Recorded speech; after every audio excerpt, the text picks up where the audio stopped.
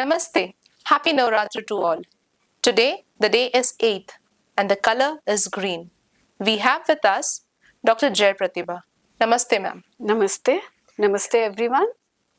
Dr. Jay Pratibha is a senior consultant in the pediatric department. She serves more than 30 years in the field of pediatrics and neonatal care. She completed her MBBS from the prestigious AFMC College, Pune, and went on to pursue her MD in pediatrics and neonatology from Army Hospital Research and Referral, New Delhi. With her extensive clinical expertise and leadership in child healthcare, MAM is committed to delivering compassionate, evidence based care to children and newborn. Ma'am, my first question to you is what are the common ENT problems where kids come to you in the OPD? Most kids come to us with these 3 to 4 problems. One is the most important problem is acute ear infection. Second, they come with tonsillitis. Many kids these days have started coming with problems which are suggestive of allergies. And we do see some very young kids with croup. Our next question is can you tell us more about ear infection? Yeah, surely. What happens? Many parents come with their kids with the complaints that the child is having pain in the ear. Sometimes they are having discharge from the ear. So, what happens is this ear infection usually happens when either the bacteria or the virus that enters the ear and causes inflammation of the middle ear. Okay. So what children experience in these scenario is that they will be initially they might be having some cough and cold. Then after 2 or 3 days they will start complaining of ear pain, sometimes discharge from the ear, and sometimes very high grade of fever.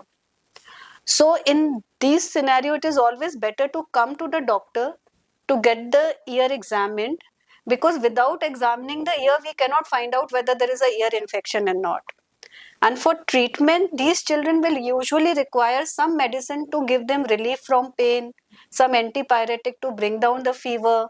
And in these cases, and many a times antibiotic would also be prescribed. And what is important for the parents to know is that they should keep the ear dry. कि वो कान में पानी ना जाने दे और कान में डालने की कोई दवाई ना डाले. दैट यूजुअल ट्रेंड इज ना, कान दर्द कर रहा है तो कान में कोई दवा डाल दो, बिकॉज ये जो दवाइयां हैं ये मिडिल ईयर तक जाती ही नहीं है, so they are not going to be of any help. So show to a doctor and follow your pediatrician's advice. There are some old people in the home, they say that put oil in or something like prescribe this, the oil, putting oil in the ear is the right thing? No, not in a ear infection. When there is a ear infection, putting anything in the oil there is a chance that the infection might increase because the eardrum is already thinned out and there might be a hole also in the eardrum. So that putting things in the ear will harm the child. Many kids come to your OPD with a throat pain and fever. So is it always tonsillitis, and should antibiotic does it play a role in every time in this pain? See, throat pain is not always tonsillitis. Many a times it is tonsillitis, but there are many causes of throat pain. Most common cause is pharyngitis, which is a little different from tonsillitis. And both these conditions, whether it is pharyngitis or it is tonsillitis, both can be caused by both bacteria as well as virus.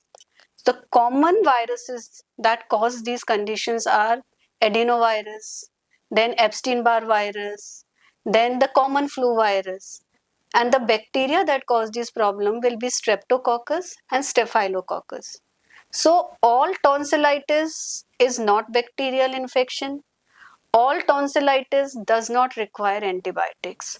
So it is always better that you go to your pediatrician, let her examine your child and let her decide whether the tonsils are swollen, is there pus on the tonsils, how much fever is there.